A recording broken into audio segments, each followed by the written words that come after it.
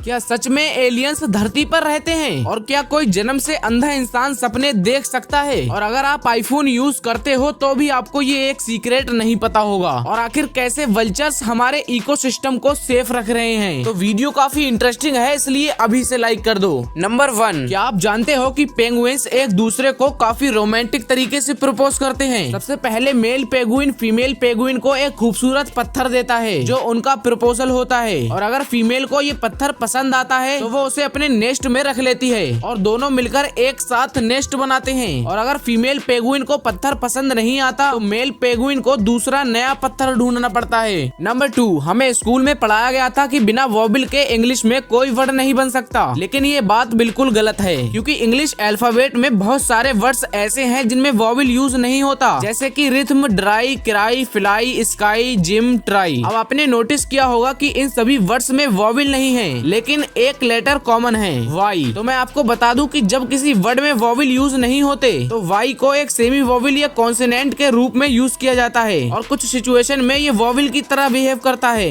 Number 3, क्या आपने कभी सोचा है कि अगर किसी इंसान को जन्म से अंधापन है तो क्या वो सपने देख सकता है? अगर किसी इंसान को जन्म से ही अंधापन है तो उसे सपने में कुछ नहीं दिखता, लेकिन उसके सपने सुनाई देने वाली आवाजों, एहसासों और दिमागी तस्वीरों के रूप में हो सकते हैं। लेकिन अगर किसी इंसान को बाद में अंधापन होता है तो उन्हें उनके सपने पुराने अनुभव के हिसाब से दिखाई दे सकते हैं। नंबर 4, अगर आप आईफोन यूज करते हो तो आपको भी ये नहीं पता होगा। आप सबने आईफोन के ये वॉलपेपर तो जरूर देखे होंगे और शायद कई बार यूज भी किए होंगे, और आपको लगता होगा कि ये वॉलपेपर किसी प्लेनेट के हैं, लेकिन ये वॉलपेपर्स किसी प्लेनेट के नहीं बल्कि एक बबल के हैं। अगर विश्वास नहीं हो रहा तो एक बार ट्राई करके देखो। इसके लिए आप किसी प्लेट या कंटेनर में पानी लें और उसमें डिश सोप डालें, और हो सके तो थोड़ी सी ग्लिसरीन भी इसमें ऐड कर दें और इसे अच्छे से मिक्स कर लें। अब जो लिक्विड बनता है उसमें स्ट्रॉ डालकर धीरे धीरे से फूंक मारें, इससे एक बबल बनकर तैयार होगा। और अपनी फोटोग्राफी स्किल से आप ऐसी फोटो क्लिक कर सकते हो। वैसे आप कौन सा फोन यूज करते हो कमेंट में जरूर बताना।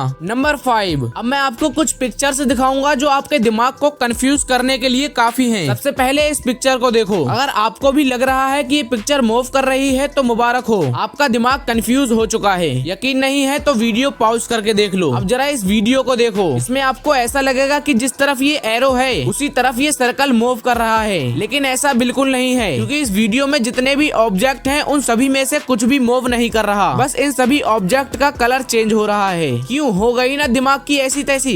नंबर 6, ऑक्टोपस दुनिया का सबसे अजीबोगरीब क्रिएचर है, क्योंकि इसके पास एक या दो नहीं बल्कि 3 दिल होते हैं, और जब ऑक्टोपस तैरता है तो उसके 2 दिल रुक जाते हैं, यानी कि काम करना बंद कर देते हैं, और सिर्फ एक दिल ही काम करता है। इसलिए ऑक्टोपस को ज्यादा तैरना पसंद नहीं होता, क्योंकि इससे उसका एनर्जी लेवल गिर जाता है। और ऑक्टोपस के पास 9 दिमाग भी होते हैं, जिसमें एक उसके सिर में और 8 पैरों में होते हैं, और इसके अंदर एक भी हड्डी नहीं होती, और इसलिए काफी लोग इसे धरती का एलियन मानते हैं। बाकी एलियन के बारे में अभी तक कुछ पता नहीं चला है, बस साइंटिस्ट अंदाजा लगा रहे हैं कि एलियन अगर एग्जिस्ट करते होंगे तो वो कुछ हद तक ऑक्टोपस जैसे दिख सकते हैं। नंबर 7, वैसे तो एक डॉग की एवरेज लाइफ स्पैन 10 से 13 साल होती है, लेकिन ये उनकी ब्रीड, साइज और केयर पर डिपेंड करता है। लेकिन इस डॉग से मिलिए, ये डॉग दुनिया का सबसे ज्यादा जीने वाला डॉग है। दरअसल इस कुत्ते का नाम मैगी है। इसका जन्म लगभग 1986 में हुआ था और अप्रैल 2016 में इसकी डेथ हो गई, यानी कि ये डॉग लगभग 30 साल तक जिया, जो इंसान के करीब 133 साल के बराबर होती है। इतने साल जीने के बाद भी गिनीज वर्ल्ड रिकॉर्ड ने उसे वर्ल्ड ओल्डेस्ट डॉग के रूप में मंजूर नहीं किया, क्योंकि मैगी की एज के लिए कोई ऑफिशियल रिकॉर्ड्स नहीं थे।